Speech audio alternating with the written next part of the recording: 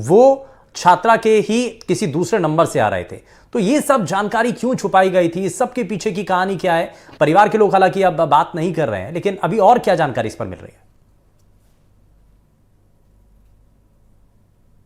देखिए, मैं आपको बता दूं कि जैसा कि कोटा पुलिस ने बताया कि लड़की अपनी मां के साथ कोटा पहुंची थी और कोटा पहुंचने की तारीख थी 3 अगस्त 2023 और 4-5 को वो वहां रुकी और बाकायदा कोटा में रही।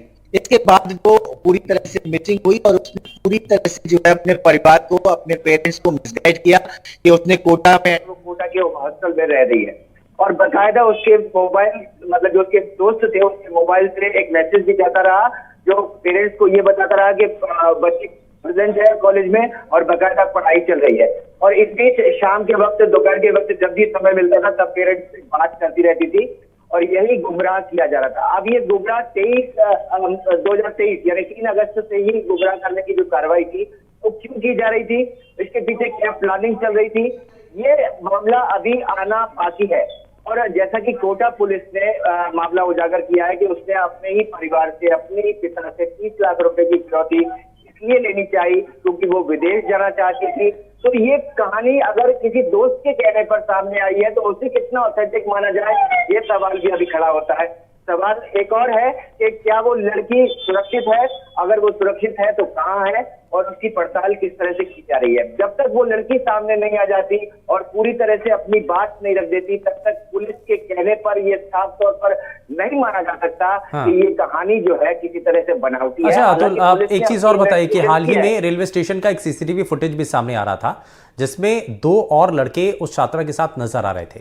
तो अगर किडनैपिंग का मामला था तो बड़े आराम से वो युवती चलती हुई दिखाई दे रही है और उस किडनैपिंग की वो जो तस्वीर है सीसीटीवी की, उसके जरिए कितनी पुरानी वो तस्वीर है और क्या उससे नजर आता है? पुलिस उस तस्वीर को देख करके क्या अंदाजा लगा रही है और परिवार के लोगों का इस पर क्या कहना है?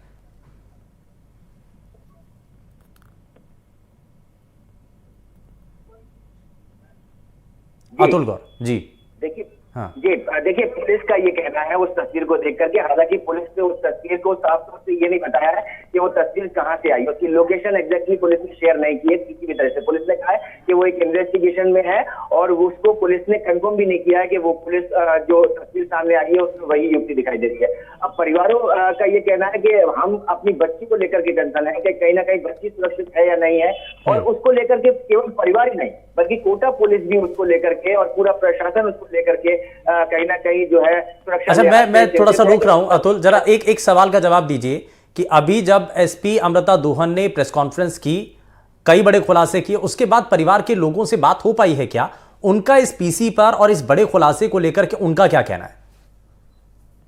जी देखिए, एग्जैक्टली उनके पेरेंट्स से या माता से या पिता से तो बात नहीं हो पाएगी, लेकिन जो सूत्र है उनके मुताबिक उनसे बात हुई है और उनका कहना है कि अगर ऐसा कुछ है तो लड़की के सामने आने तक हमको और इंतजार करने की जरूरत है, लेकिन अभी फिलहाल जो है वो इस संबंध में कुछ भी खुल करके नहीं कह रहे हैं। जी चलिए, मैं जरा जल्दी से कोटा लिए चलता हूं। कोटा में क्योंकि बहुत सारी कड़ियों का जो राज है वो कोटा से ही निकल करके आता है, तो यानी कि शाकिर ये भी साफ हो रहा है कि कोटा में कहीं किसी कोचिंग सेंटर में उस छात्रा ने एडमिशन नहीं लिया था। परिवार के लोग आए जरूर थे। इस पर कोचिंग इंस्टीट्यूट का आखिर इस पर क्या कहना है, वो अभी उनका कोई वर्जन सामने आया है? और इस थ्योरी पर कितना विश्वास किया जाए? क्या पुलिस ने जो थ्योरी बताई है, क्योंकि ये कहा जा रहा है कि इस पर अभी डाउट है, ये सिर्फ एक जो साथी छात्र है उसके कहने पर ही पुलिस इस पूरी थ्योरी को गढ़ रही है?